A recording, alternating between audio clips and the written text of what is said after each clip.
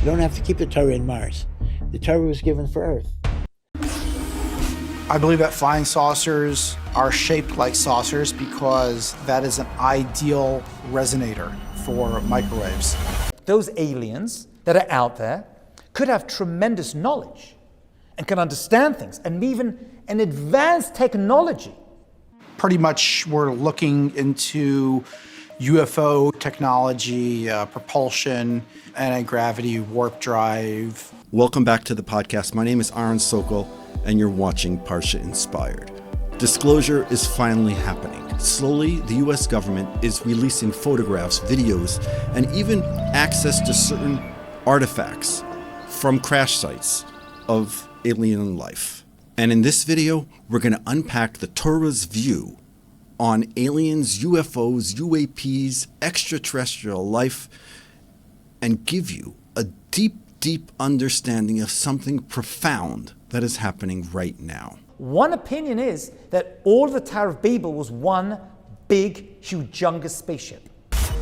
Inside this building in northern New Jersey, a small group of people are studying the science they think drives flying saucers. The shape of the craft is dictated by microwave engineering. But when it comes to these beings, maybe these other beings do exist and have the ability to transfer themselves with some highly advanced technology that is anti-gravitational. You're going to have to say that because we're kind of stuck here on Earth. We can just barely make it out. So maybe they do have that information and they're able to come over. And he says, absolutely. They're conducting experiments and building tools in an effort to reverse engineer UFOs. These aliens, assuming they're real, have technology and they have power to help us. So we're talking disclosure. The question is, what are we actually disclosing? Let's take a look. And what was explained to him was that they are considering disclosure and that there have been visits of these super intelligent beings from somewhere else, that we have retrieved crashed vehicles, and that we have biological remains. That's correct. And we are talking about disclosing. So the concept of some type of alien of that nature is very much the case. Therefore, we need to reveal the Torah's proofs of aliens and extraterrestrial life. But in order to do that, we need to understand what we're up against. Recently, over 12 scientists working on alien technology have mysteriously died. Take a look at this next clip of Trump addressing these deaths. Have a look. Well, I hope it's random, but we're going to know in the next week and a half. I just left a meeting on that subject, so pretty serious stuff, but we're going to be nuts. Now, over the past few weeks, a growing list of cases shows that almost a dozen scientists have either died or gone missing, to the point where federal agencies are now being asked to investigate. The most popular story is this one right here. A researcher named Amy Eskridge, an Alabama-based figure connected to experimental gravity modification ideas. Before her death, she reportedly sent a message to a friend saying, "If you see any report that I overdosed, I most definitely did not." And the person she sent this message to is my brother, Mark Sokol, the CEO of Falcon Space. But this is just the beginning. We're just unpacking the Torah's secrets of alien life. Let's take a look. I think the real question is whether there's any intelligent life here. And that brings us to today. Have a look. Welcome back. It's Disclosure Day in D.C. The truth is out there, and today, out in the open. After the White House started its rollout of the long-awaited UFO and extraterrestrial life files, officials telling Fox it was this question from our very own Peter Doocy that led us here. Barack Obama said aliens are real. Have you seen any evidence of non-human visitors to Earth? When he gave classified information, he's not supposed to be doing that. So aliens are real. Well, I don't know if they're real or not. I can tell you he gave classified information. He's not supposed to be doing that. He then goes on to say that there are astronomers in my day, and this is in the late 1600s, early 1700s, who used telescopes, he says, and they saw flying creatures. So now that we've established that there's what to hide, we need to establish the reason to hide it. And for this, we're going to go to a short clip by Glenn Beck, and then we're going to get into the Torah's view of aliens, extraterrestrial life, UAPs. Stick with me. This is a lot of fun. Let's go. The beginning of the week, Barack Obama is on a podcast, and he's asked, are aliens real? And he says, they're real, but I haven't seen them, and they're not being kept in, what is it, Area 51. Okay. Everybody goes crazy. What is Obama doing? Blah, blah, blah. Then Laura Trump, the president's daughter, comes out, and she says, what was it exactly? My dad has a speech ready to go, right? To talk about aliens. You're like, wait, what is happening here? Then after that, you have the president coming out yesterday, and he says he's going to direct Hegseth to release all government UFO files. Okay, so let's listen to that. Can we listen to that? I think it's cut 7. Do you believe it, Peter? Well, the president can declassify anything that he wants to, so if you want to make an announcement. I may get him out of trouble by declassifying. In the documentary Age of Disclosure, physicist UFO researcher revealed that George H.W. Bush administration convened experts in the alien field in the early 2000s, tasked them with figuring out the positive and negatives of revealing that mankind is not alone in the universe. The group weighed the impact on 60 different aspects of human culture, including religion and the stock market, and determined the negative fallout of public disclosure outweighed the benefits for population at large. Do you really think we're that fragile on this? That we would fall apart? I mean, my faith is not so fragile that I find out that there's, aliens, that I'm going to lose my faith and stop going to church. That wouldn't make any sense at all to me. So now we got into the heart of the situation. You see, it's not just Glenn Beck saying that this has religious implications. Let's take a look at this next clip, and then we're going to go straight into Rabbi Breitowitz. Have a look. Welcome back. Earlier this week, Congress held its first public hearings in more than 50 years on unidentified aerial phenomenon, or what most of us call UFOs. Now, while they said they have no definitive proof of extraterrestrial life, they did disclose that they have received more than 400 official reports of unexplained objects, and there's actually been an increase in those reports in recent years. So, as the United States government becomes perhaps a little bit more transparent about these mysterious objects, is the existence of life beyond this planet consistent with biblical teaching? That's a very good question. If you look at the Rambam, for example, in the first 4 chapters of Yesodei Torah, the Rambam does describe even other planetary bodies, planets and stars, as actually having a form of intelligence. And perhaps that could be described as the angels that control those planets and the like. So it depends how you define aliens. If you define aliens as heavenly beings or angelic forms, then certainly there can be, because we do believe that there are many, many, many worlds. There are 4 basic universes, but within that there are hundreds, thousands, even tens of thousands or more of all sorts of intermediate worlds, all of which are inhabited by spiritual forces of intellect. So the concept of some type of alien of that nature is very, very much the case. So first of all, if you look at the Rambam in Hilchos Yesodei Torah, the Rambam says something that, at least scientifically, sounds very, very strange to us. He actually talks about the planets themselves, not just life on other planets, the planets themselves, Jupiter, Venus, the moon, having consciousness on some level. And you could say that refers to the Malachim. There are Malachim that are Mamuna on the planets, not the physical Gashmias of the planet itself. So what many say is that under the philosophy of Yiddishkeit, of Judaism, it is indeed possible that there is life on other planets, but they would not be Balei Bechira, that the Bechira is only to the people, only to a world where there's Torah and Sheva Mitzvahs B'nai Noach, and we could be Beicher, Goyim can also be Beicher, Taiv and Ra, and the Torah for Yidden and the Sheva Mitzvahs V'nei Noach for Goyim are God's guidelines for Balei Bechira. And in that sense, if the other worlds did not have Torah, they would not have entities that are Balei Bechira. So the entities would be in the nature of Malachim. They would probably be inferior grade Malachim. They're not the Malachim. Right, there are many madregas of Malachim. They're not the Malachim of Shemayim, but they still would not be Balei Bechira. It's hard to know because the alternative would be much more radical. Let's imagine hypothetically that there are creatures on other planets that have Bechira. So did Hashem give them instructions? Do they have a Torah? Are there alternative Torahs for different planets, different galaxies?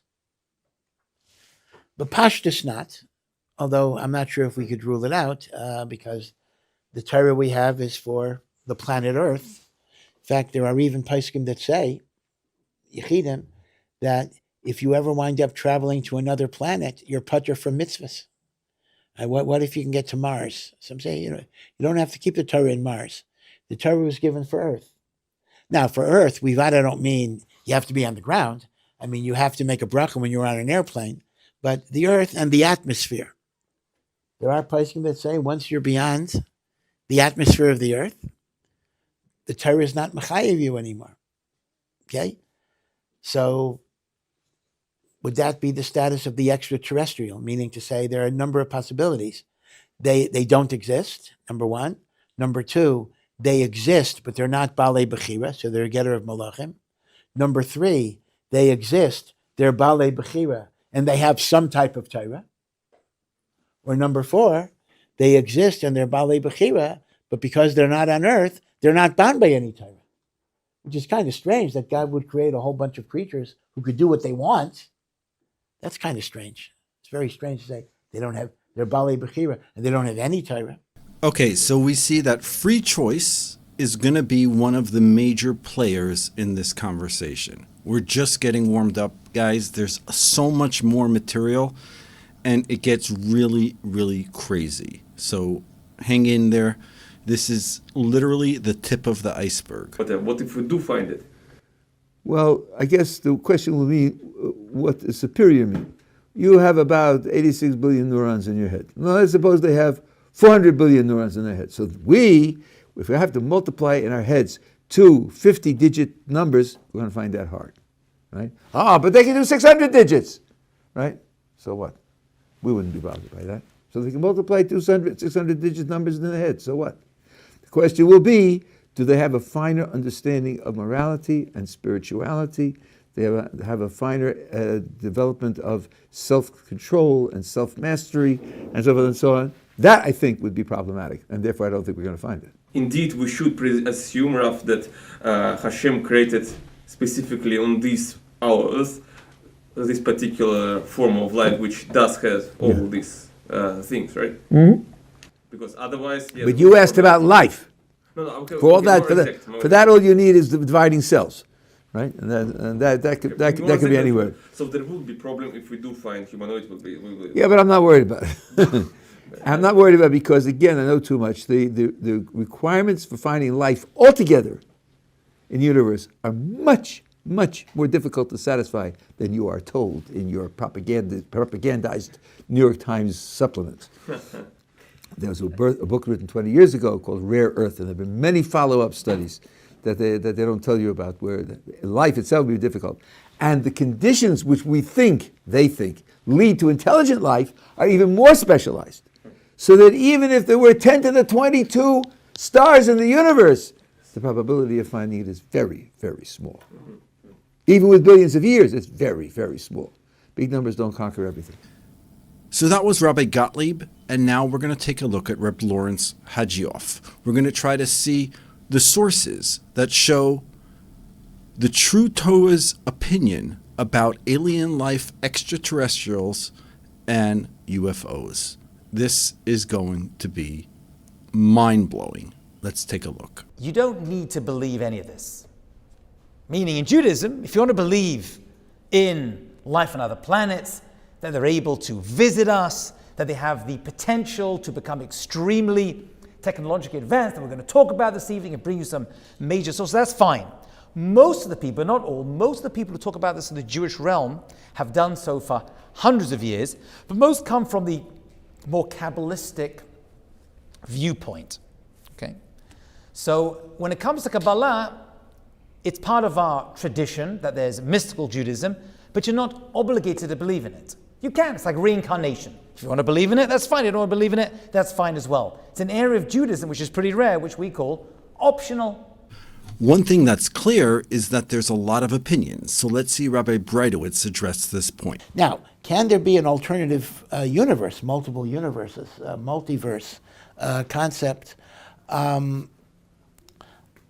I think we'd have a lot of difficulty with it. I'm not clear how we would assimilate an alternative universe into Jewish religious thought. Because once you're talking about an alternative universe, that would imply alternative everythings, which could mean an alternative Torah, which would contradict, once again, the primacy of the Torah as the essence of HaKadosh Baruch Hu. I mean, after all, you're not going to posit in a multiverse different gods. That would be Avodah Zarah. And since the Torah is an expression of God's will, you couldn't really posit alternative Torahs at that point. Now, the multiverse idea is really speculation. I mean, it's not like, for sure, we have a scientific consensus on it. It's speculative thoughts, and we would probably say that that's not the probable direction of where Judaism would go. I did see a fascinating source that I've spoken about before, and this is Rav Yonason Eibeshitz. He was a rabbi in Germany a couple of years ago. And he had a wild head, some incredible ideas, and he was very respected and still is. But he talks about the Tower of Babel. And he says that these people were not insane. They weren't literally trying to build a big structure to reach the heavens. What they were trying to do was to create, a couple of opinions. One opinion is a base in order to go into space, because they knew there was a flood already, and they did not want to, they thought they were sinning as well, which they were. So they didn't want to get flooded as well. So they said, we're going to leave Earth and go and live in space. So they're actually building that structure was actually a structure that allowed them to, why can they do it from Earth? Because they knew that the air was lighter, higher you go, less oxygen. Therefore, they thought that spaceships would take off much easier and be able to go into space. One opinion is that all of the Tower of Babel was one big, humongous spaceship. So they're building spaceships because they want to connect to another planet. We're going to deal with this later. But for now, let's take a look at this next clip. It happens to be, there's a Gemara that says that before this world was created, there were over 969 worlds that actually existed before this world. So we have a big, interesting description of hundreds of worlds that existed before this world that we're living on right now. And that's the Gemara, that's the Talmud. When you talk about the Talmud, you have a good source. You're not dealing with some like esoteric writing. The Talmud is our source of great information. What's interesting about this, some say, well, these are spiritual worlds. But whenever it says worlds, olamot, it usually means a physical place that's inhabited by humans. And so we have a situation now where the Gemara itself is telling, the Talmud is telling us, but yeah, there were hundreds and hundreds of worlds. And it could be those worlds were extremely advanced, and they existed in the past, and maybe they existed here on Earth, or maybe they existed on other planets in our universe, and they were interacting with this particular world that we're living on right now. That could well be. So I think I'm going to disagree with what he said. I don't see the connection between having previous worlds and having those worlds interact with this world. I don't think there's a source for that, and correct me in the comments if I'm wrong. Let's continue. Do they have free will or not? Are they like us humans who have knowledge and information and they understand and they have free will? And the idea of free will is important because to have free will means you can be rewarded for what you do, punished for what you don't do, and that, like we humans, unlike animals in this world, animals don't have free will, they have instinct, and therefore they're not punished for their bad deeds. And they're also not rewarded. They don't go to Olam Haba.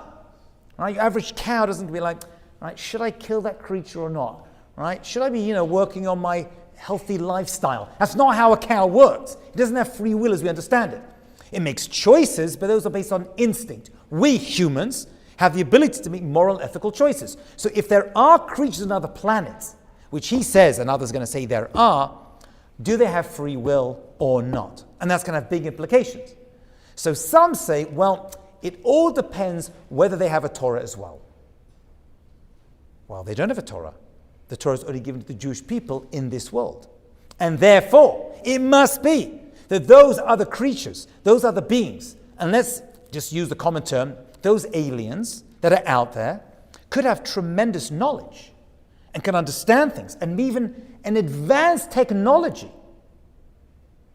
Just like a dog has an advanced technology that we call the power of smell, or bees have incredible technology. We don't say bees are stupid, we're like, they're just different from us. But they have tremendous chokhmah. They don't have wisdom, but they have tremendous wisdom, knowledge of how to do various things. Animals can do things that we can't do.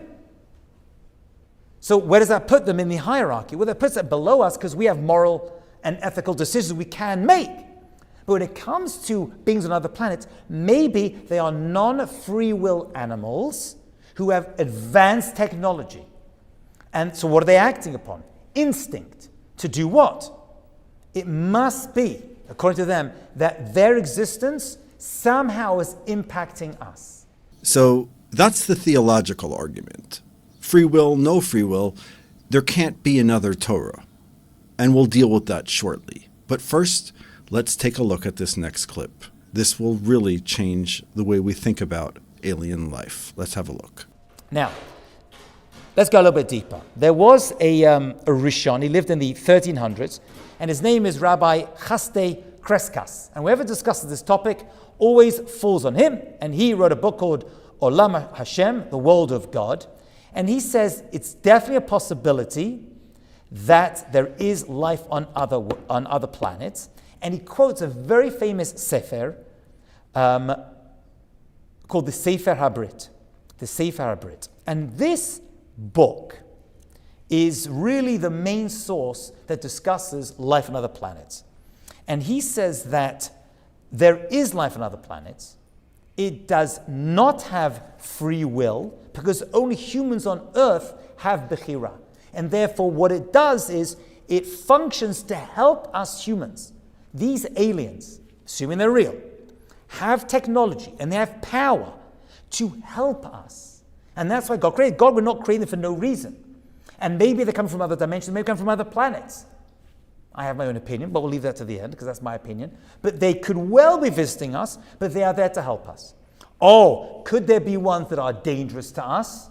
And the answer is possibly. There are also creatures and animals that live on Earth that have a positive impact on the world and yet are dangerous to humans. So it could be the same thing, just an alien form of that. That could well be, and he's a very famous book, Sefer, and he says absolutely, only humans were given free will, however, they have that ability.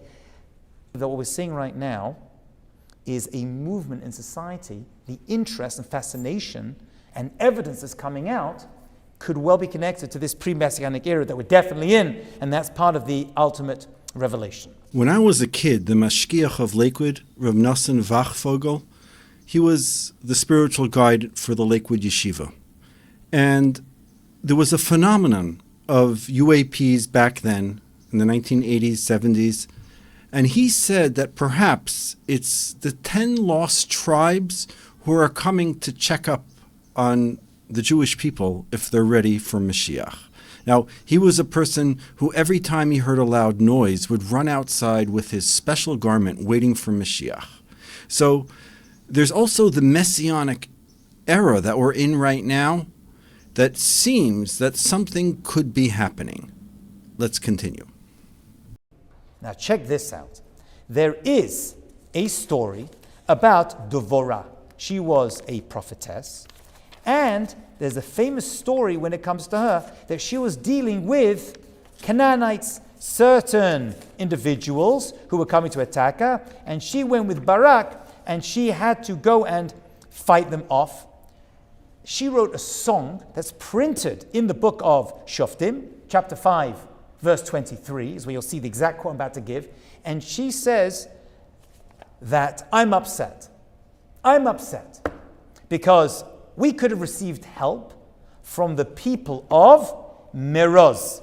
The people of Meroz. Arur Meroz. Cursed be Meroz. Now there's the Gemara that talks about this and says, who are these people and why she's so upset that they didn't come to her aid or somehow were involved in this attack that she was dealing with at that time. That's printed in scriptures, the book of Judges. So the Gemara and the Talmud gives the regular, these are just individuals, right, who were around, or maybe some kind of spiritual beings that could have helped and didn't. But the rabbis from the Cabalistic tradition are like, nah, it doesn't work like that. She seems to be talking about people. And where is Meroz? So the Gemara actually says that Meroz is a planet. And there were inhabitants of this planet, and many people today say Meroz, Mars. There were beings on Mars, Meroz, and they should be cursed because they got involved in this battle on Earth, and she curses them. She curses them. Aru Yoshveya. Cursed be the people. Yoshveya means the people who are residing there.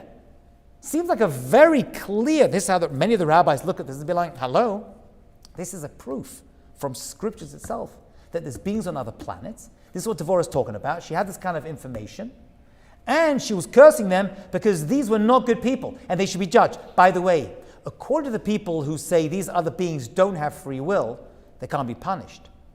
According to the people who see this story of Devorah and the Canaanites as being actual beings from other planets, it must be they have free will, because you can only get punished if you have free will. So according to that, it must be that what we're dealing with right now is, in this story at least, is actually proof for life on other planets, and that they have free will, and they deserve to be cursed. That's why Devorah cursed them. That's exactly what she did. And this would be quite astounding, because this would in fact show that not only is alien life part of the Torah, it's part of the Torah's tradition. And this would line up Judaism with the possibility of other planets. But we still didn't avoid the major problem that Reb Berkowitz presented. Let's continue. Okay, there is a Gemara, another Gemara now. Right, so we went to one Gemara, we went to Tanakh. And this Gemara is in Uktzin, which is a rather, usually a tractate that's not studied by your average individuals. And in this Gemara, it says that in the future, the righteous are going to inherit 310 worlds. 310 olamot. L'kol tzadik v'tzadik, to each one, 310 olamot. Now, what are these worlds? What are they going to inherit? When's this going to happen? And is there anyone living on them? So one opinion is, you're always going to see people say, these aren't physical worlds, they're spiritual worlds. Then say that. It says olamot. We're in olam. We're in a physical world that's inhabited. So this description of 310 worlds on this Gemara, many say are actual physical worlds. And it's not they're going to become inhabited in the future. They're inhabited now. Right now, these 310 worlds are inhabited, and each righteous person is going to receive, whatever that means, is going to be able to inherit each one 310 worlds. So there's many, many of them. And according to that, they're all inhabited right now. So right now, according to this Gemara, those who understand it this way, there are these hundreds and hundreds, if not thousands of worlds that are out there, and each righteous person to get them for. What's on them? What are they doing over there? I don't know. Once again, it's above my pay grade. But it's okay to say that there could be individuals and beings on those planets who are up to something, they're impacting this world, and we're going to get control over those planets and over those beings at the right time in the future after the Mashiach arrives. So that. Okay, so we're still on borderline, is this actual real proof? Have we proven anything yet? So I don't see how this is actual proof that aliens exist right now. There's multiple interpretations, and it seems like, and we're going to see that a lot of these interpretations can go either way, but there is some real factual evidence, and that I'm going to present soon. Let's continue. In the 1600s as well, seems to be a hot time for alien discovery, there was a great rabbi called Rabbi David Nieto. And he wrote a book called the Mater Dan.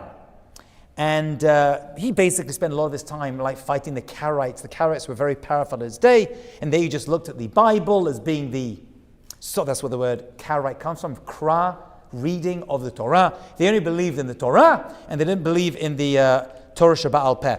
So he basically wrote a book of theoretical questions and answers to help the Jews in his day understand that we don't just have a written Torah, we have an oral Torah as well that's made up of the Talmud, Midrashim, Kabbalah, and all the rest of that.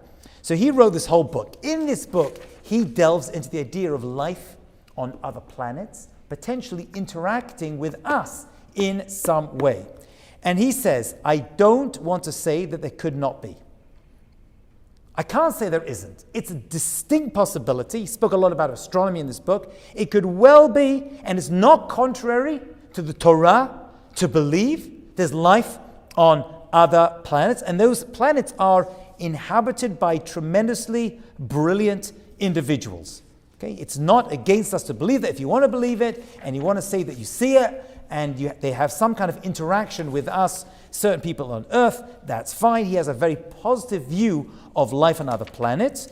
Now, before I get to the bombshell, which is going to be the Medrash, Ma'am Loez, Yalkut Ma'am Loez, where he actually describes the creatures, the way they look in the other planets. We're going to get to that shortly. We're going to watch a few more clips, see a few more bits of information, and then we're going to get to the source, which I think will change a lot of what you think. Stick with me. So the Sefer Brit was this great rabbi. He says, I am perfectly convinced that there are other worlds and they weren't created in vain. There's a reason those planets are there, and they have a purpose for us on Earth. So it's not just like random individuals living on other planets. It's all connected to us on Earth, and that there are creatures living upon them. Not, however, for the reason they have given, okay, that given his age, right? Rather, he says that they are there and they have some purpose that is exclusively for us. Now, he talks about other worlds. I want to just mention over here something which I hear a lot about. I actually saw a podcast of, what's her name? That famous Jewish actress. She was in that show that I never saw. No. She has a very famous podcast. She brings a lot of these kind of people on. Mayim Bialik. Thank you. So I watched a couple of her podcasts. People sent it to me. I found it very interesting. And you see a lot of these people who talk about it, and they're like, yeah, but these aren't physical beings. Okay? Or they are, but they're not coming from other planets, but from other dimensions. There's a lot of people who say that. But they're real. They're physical, but they come from another dimension. If you actually look on the government website that I did today, you see that there seem to be other dimensions that seem to be incorporated, and things appear and disappear out of, or actually, a lot of them say they come in and out of the ocean, but we'll leave that aside. That I can't even, or volcanoes, but we'll leave that aside. That's too weird for me to even think about. But that there are other dimensional beings. We know there are other dimensions, right? Is it possible that there are physical beings that have been called in the past Malachim, have been called in the past Elohim, and I can use that name because it's not referring to God, it's referring to some kind of angelic being, right? In that sense, Elohim means they are powers. The word El means power, and Yud Mem at the end of the word comes to pluralize it. When it refers to Hashem, it's Elokim. It means that God is the power behind all other powers. That's why it refers to God, but it's in the plural. But when it comes to these beings, maybe these other beings do exist and have the ability to transfer themselves with some highly advanced technology that is anti-gravitational. You're going to have to say that because we're kind of stuck here on Earth. We can just barely make it out. So maybe they do have that information and they're able to come over. And he says, absolutely. Right? We don't know why they exist. We will find out. But it could well be. But he says, if they do exist, for sure, they are benefiting us. They are not there to hurt us, and they are there to benefit us as well. And he brings down proof of what he's saying from Devorah, from the book of Judges, this famous battle where she curses the inhabitants, the Yoshveya, the literal inhabitants of Meroz, Mars. So maybe there is someone up there. It's like funny, Elon Musk is obsessed with going to Mars.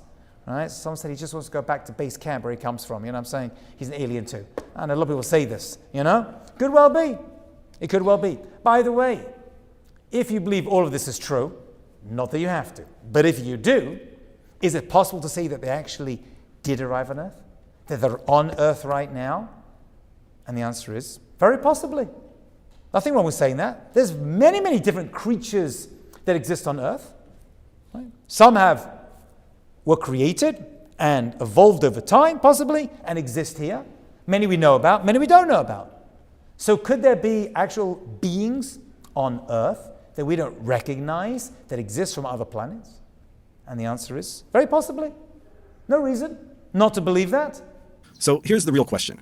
Is the seeking of alien life a search for man's meaning in this universe? Because perhaps, the search for alien life is actually a search for God. It's a search for meaning. It's a search to understand a purpose in what's going on.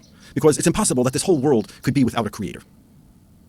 And as soon as you let that seek in, the creator is now all-powerful. And then the question is what's going on now?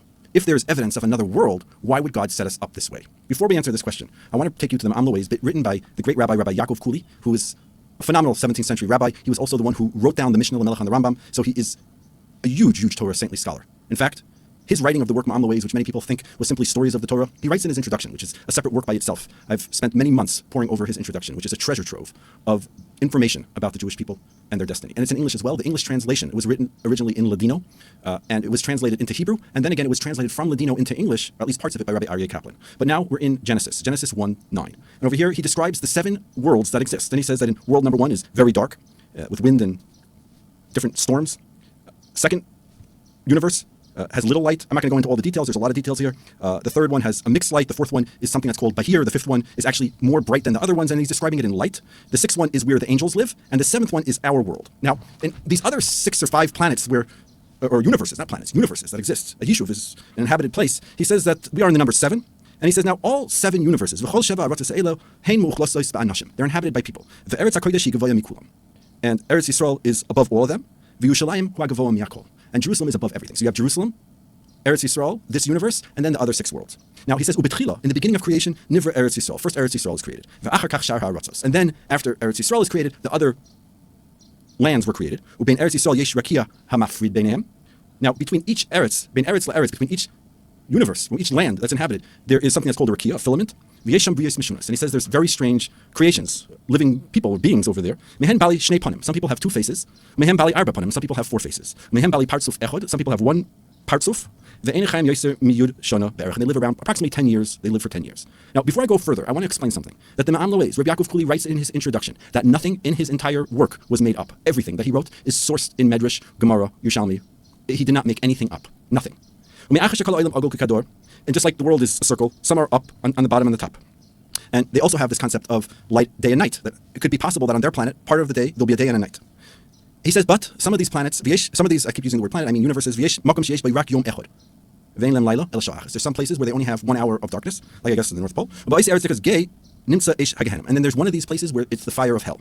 And the people who live in this land, they're magicians and they plant trees. And they don't have any grain. There's one plan that's universe that's called Nasi. There's very short, very low people, like elves. There's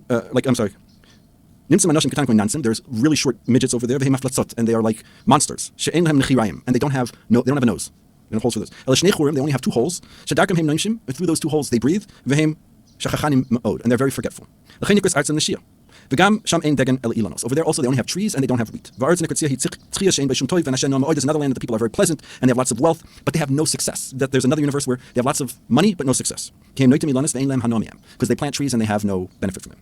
And they leave from their universes and they come to this land, this universe. And they would like to eat people. And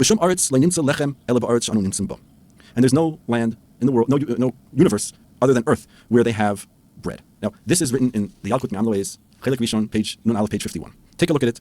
He continues, and he says, and there's some places that have more than 365 different types of aliens. Some of them, they have a head of a lion, and their bodies are like people. And some are the opposite, where they have the body of a lion and the head of a person. And some of them, their head is like a snake, and their body is like a human being. And there's some just the opposite. And then some people with two heads, and four hands, and have a body and a tail, and two legs. When they're sitting, they look like one person. But when they eat and drink, they look like two people. And therefore, even when they sit down to eat, they think they're eating with somebody else and they have an argument. Because they tell each other, the two halves of the body tell each other, don't eat more than me. I don't pretend to understand this.